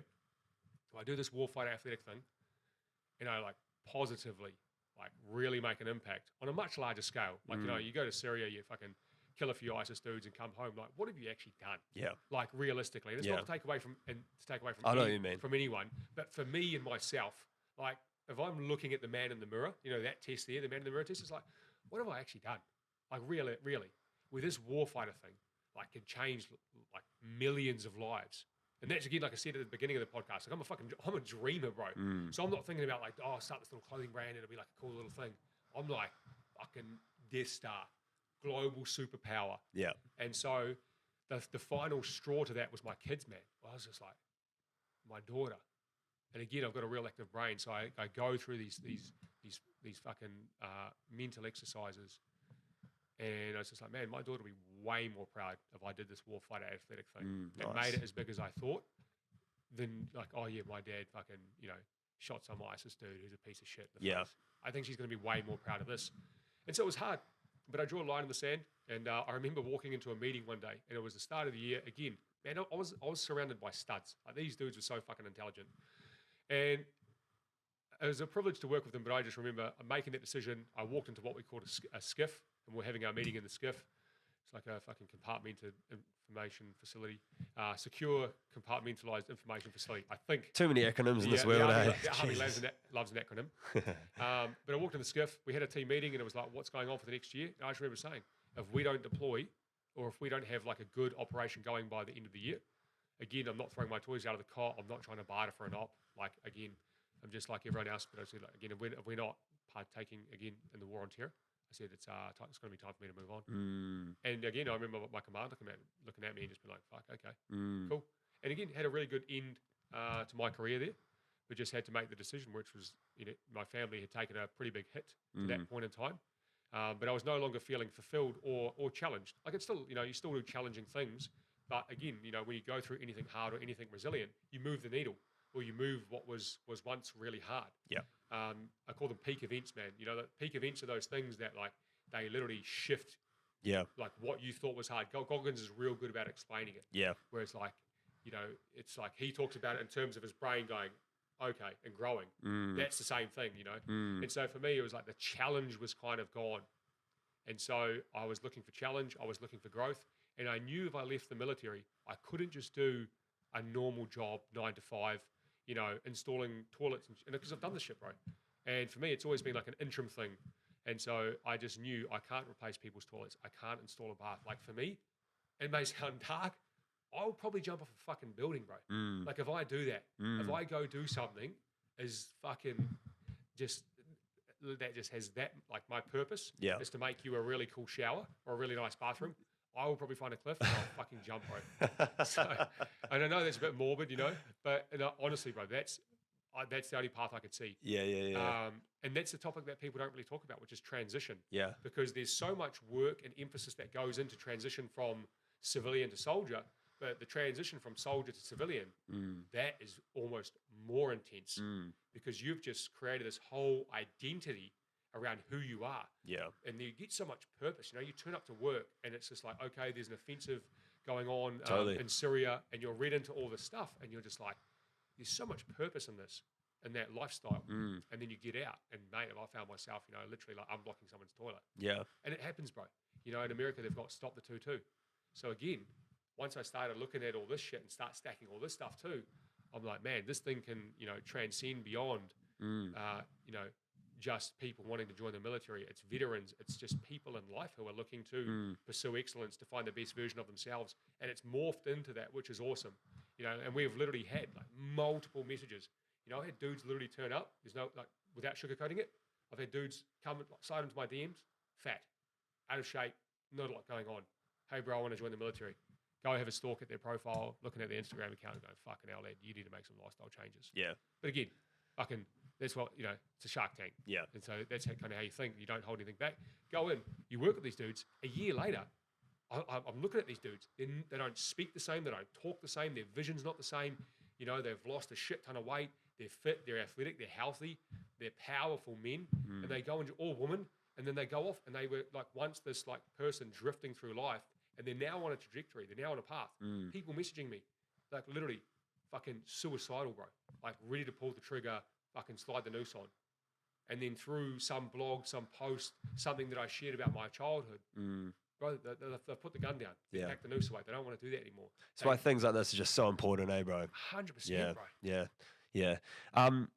For going back to Warfighter Athletic, bro, you've done an exceptional job, right? Like building that company. Can you talk about what the ethos of the company is and how it got started?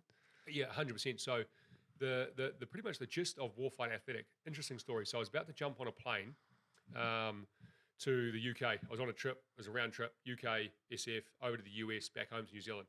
I touched base with a bro I used to be in the infantry with. He came back, fucking said, we hadn't spoke for a while, kind of touched base. He said he had an online business and all the rest of it. I was like, okay, cool. I can jump on the plane, didn't message him for like, I don't know, 4 or 5 months after that. When I was in the UK, I caught up with another friend that I was in the infantry with, and we served in Afghanistan together. He was working in he was working south of London, I think towards a place called Kent. And he said, fuck it, should we jump on the Eurotunnel and go to France? And I'm like, fucking hell. Let's go. Absolutely, bro. Yeah. So we, you know, jumped on the Eurotunnel, cruised across to Calais, I think it is, and headed down to Paris for the weekend. And then the day before we were about to drive back up to, the day we were driving back up to Calais to jump back on the Eurotunnel, we were in this beautiful park in Paris. And me and him were talking about the fitness industry and just how corrupt it is. Like, it's clear as day. So many of these dudes are on PEDs, and they're on there like, try my keto diet. You're like, you fuckwit. And then there's all these young dudes going like, oh, I need to do this keto diet, or I need to do this shortcut to 6-pack abs. And Yeah. I said, and I remember like finishing that conversation and just saying like, bro, imagine if you actually cared. Like, imagine if you actually gave a fuck, like how well you could do. Because we're talking about a certain individual who's done really well for himself as an entrepreneur and a businessman. But for me, his values are fucked. Like, his moral compass is cooked. And so literally shelved that, went to the US. That was a hectic course. Was in the deep end from day dot. Came back exhausted. And then I ended up reaching out to, I was on my junior leadership course. That's right. I was on my junior leadership course. And this is where the fucking seed like got watered. So I was on my junior leadership course. We're at Linton. You've got all these, you know, either lance corporals or soon to be lance corporals, but everyone's pretty much in a leadership position already. That's how it rolls in the army. If you're on any leadership course, you've probably been doing the job for some time. Yeah. And at this point in time, the leadership course is really sought after. You know, there's a whole lot of studs up north between SAS and Commandos. They're trying to get their junior NCO qualification ticked off so they can continue with their career progression and get their pay rise. We turned up week 1 and 40% of the class fail a basic fitness test. What's the fitness test that they have to do? It's an RFL, a required fitness level, which is, it's a 2.4 kilometer run in a certain time. There's time brackets, G1, G2, some push-ups, some pull-ups and stuff. But like the run times coming in are like, they're actually disgusting. Like, they're fucking disgusting. In 2.5K, that's not, you know, if you're semi-half fit, even you're rocking a bad dad bod, you should be able to fucking get it done. You literally have to be able to do this to get into the army. So now that you're a soldier and you're meant to stand, and this is the thing, again, maybe I've got some like shiny ideal, but like I think as a soldier, you are meant to stand for more. You are meant to be more. Yeah. And so that really hit a nerve for me. And when you go through the leadership course, there's a Army leadership framework, and in that Army leadership framework, the very fucking bottom rung of leadership is the ability to lead self, right? And this transcends like fucking life. You know what I mean? Like, it doesn't matter who you are, whether it's a kid, like someone in public observes you, a small kid, they will emulate you. Your kids emulate you. So for me, I'm just like, okay, cool. So we're on a leadership course that's sought after, that's really hard to get on, and we've got 40% of these people who have been deemed leaders, yet by not passing a fitness test, they've shown they don't have the basic ability to lead themselves. Yeah. That was my take on it. And some people might be like, oh, it's a bit harsh. But I'm like, well, no, it's not. Yeah. You're not an organization that's in the business of fucking handing out flowers. You are in a war-fighting organization, and we are this country's insurance policy. And in whatever country comes rolling through, if it did happen at any time, or we are used, we are a tool of the government. If the government wants to barter, let's be honest, there's probably a bit of this. If the government wants to use the Defence Force as a tool to barter some free trade deal with a country, they might say, we'll sign your free trade deal if you come and join our little war over here. And so we trot on over. But this is the thing. You sign the dotted line and you have your morality, like, okay, cool, look at Syria and Afghanistan, there's a bunch of shit going on. And you don't agree with, these 13-year-old girls being raped and pillaged by fucking ISIS. So you want to be there because, in your mind, regardless of what's going on in the background, you want to go and make a difference and make sure that these rapist cowards are fucking dealt to. Yeah. But again, that's the organization you're in. So don't kid yourself. So can you lead self? No. And so that was realistically the water. Was that the catalyst for you to be like, I need to fucking do something about this? Yeah. So that was me. And that was like Warfighter Athletic, the warfighter and the athlete. And it was just reestablishing the culture around the positiveness of that, around, people, oh, got PT or, oh, got to go for a run. Love it. What's you get paid to work out? Yeah. Like, why wouldn't you want to be fit and healthy? I just didn't get it. And so it was going back and essentially like making fitness great again is the saying that I used to always use in the beginning. But that was our mission, man. It was to go back and inspire soldiers, sailors and airmen. Because when I looked and spoke to my bro, Rory, so he ended up being the founder of Hard to Kill Fitness. And I was like, fuck, we've got the same idea. Awesome dude. Said, man, there's enough food to go around. Everyone can eat.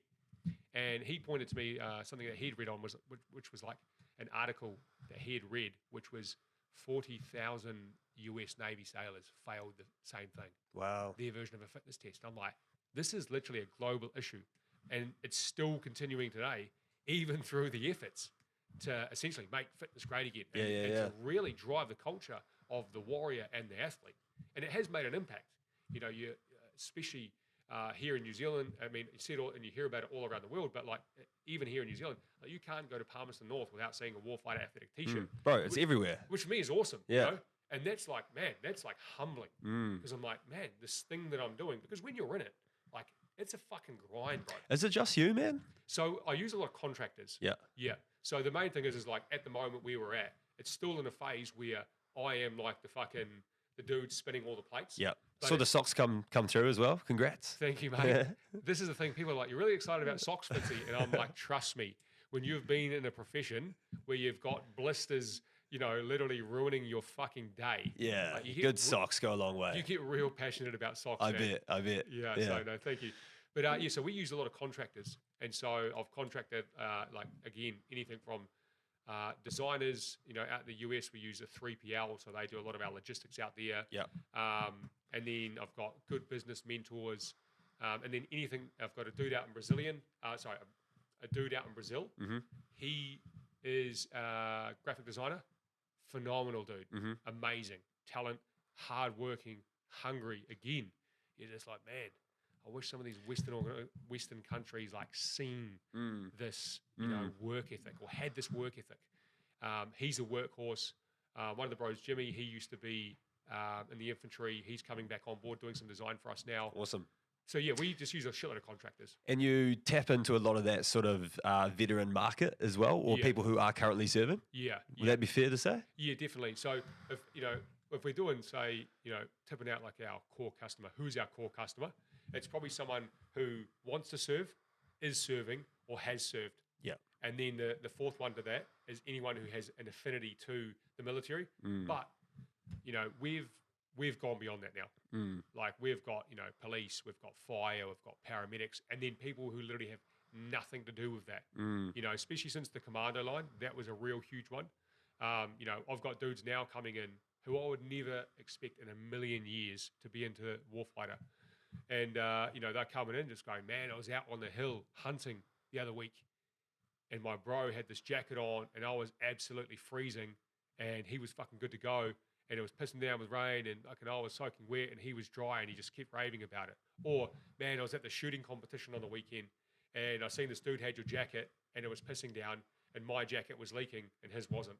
And so now it's gone beyond that. It's just gone to dudes who get the ethos, and it's the ethos of the pursuit of excellence.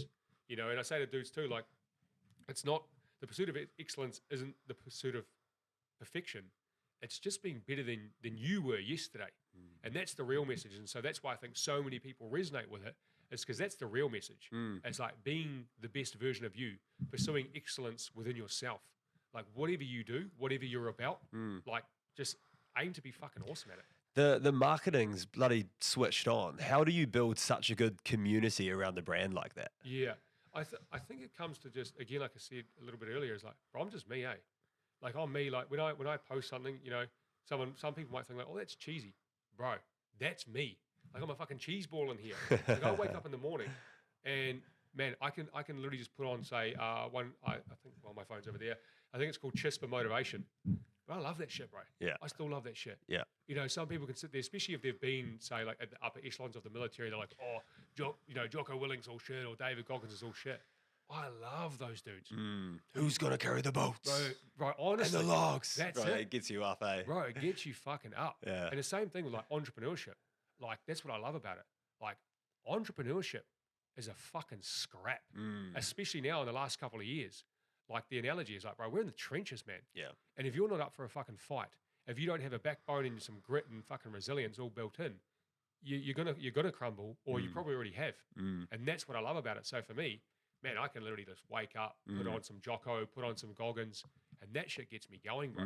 And so I think what's built the community, and sometimes, mate, I've made mistakes. Like I can look back and see something I've posted, or even a direction I try to take the brand, and it just wasn't authentically me. Yeah. Because, I didn't go to university. I don't have a degree. No one taught me business. I learned business from fucking YouTube and Gary Vaynerchuk. That's literally it, bro. Yeah. Literally YouTube and Gary Vaynerchuk has taught me what I know today. And so, man, I've tried some things along the way, and I've hooked into some guy where I'm saying, man, I need to get better at sales.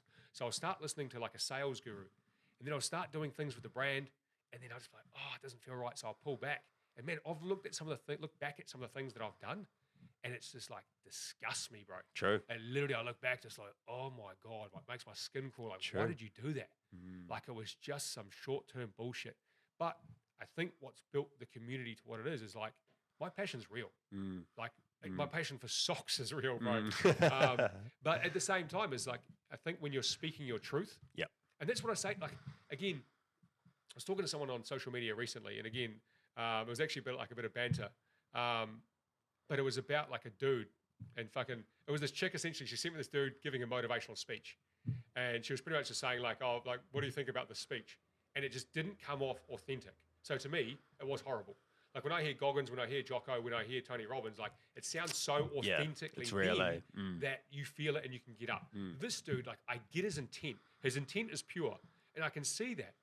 But the thing is for me is like, and again, it's not to take anything away from him. And with practice, he will get there. And it's not to say that I'm perfect either, but it was just like, I just looked at him of like, and it is an assumption, but the vibe I got is like, you actually haven't been through much shit in your life. He's saying all the right words, but yeah. And I've heard that before too, where I know through interactions, and I've asked friends about certain people who are kind of cashing their check a little bit higher above than where it should actually sit. And I know that, and I'll let the interaction happen, and then I'll ask the friend, like, how did that go? And they said the same thing. They're saying the right things, but it sounds like it's something they read in a book and they're regurgitating. That's right, yeah. And so that's what I think it comes back down to is, again, it's being authentically you.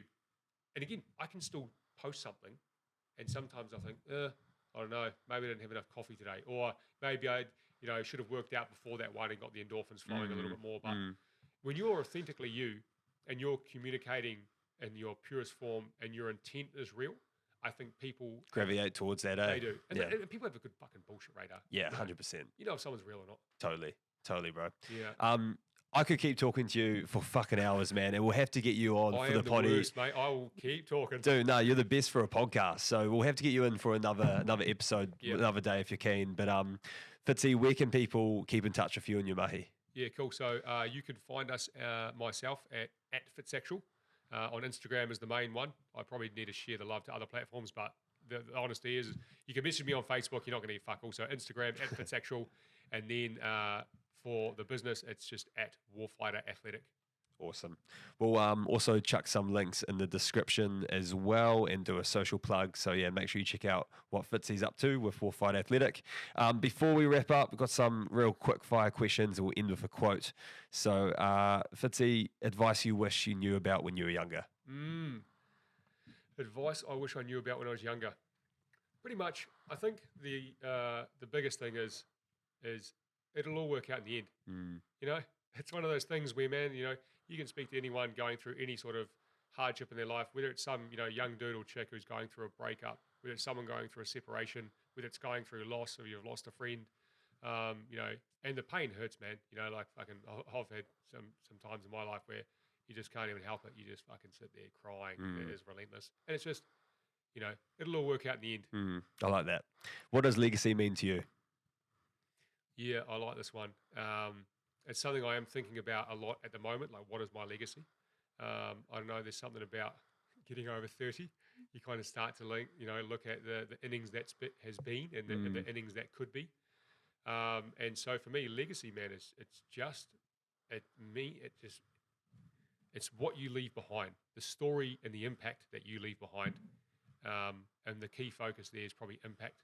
And so I hope that I leave something behind that, again, I've used it a few times, but it's like little Fitzys in the future, who are going through some shit. Maybe they can't see the light at the end of the tunnel, and they can, find the legacy that I leave behind, and it has a positive impact on their life. Beautiful, bro. If you could change one thing in New Zealand, what would this be? Oh, New Zealand. I think at the moment it's if I could promote one thing, it would be unity, eh? If I look out into New Zealand at the moment, the biggest thing I see is divide. And I think it is a little bit forced, and I think it's realizing, and it's on every level, and it's on everyone. It's with every culture. Everyone's guilty of it, but culture is important, and cultural identity is extremely important. But it should never be at the cost of division, or I think it should be embraced. I think it should be pushed.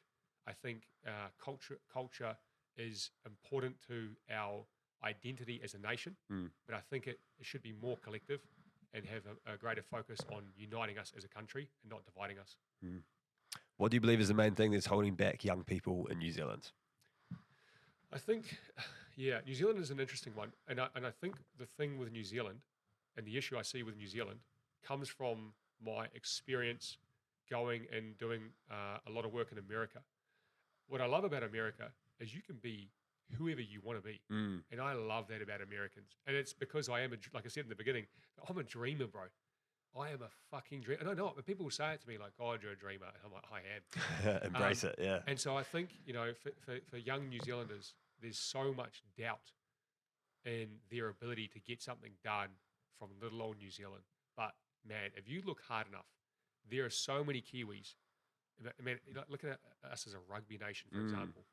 Like, we punched hard for where we're at, but it's believe in yourself and then do the fucking work.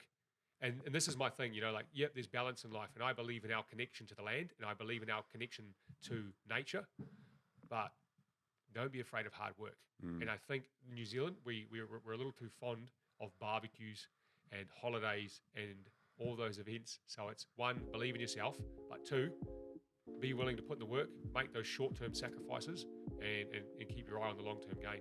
Love it, bro. And we'll end here with a quote, one of your favorites by Henry Ford. There is no man living who isn't capable of doing more than he thinks he can do. Cheers, bro. Thank you, bro.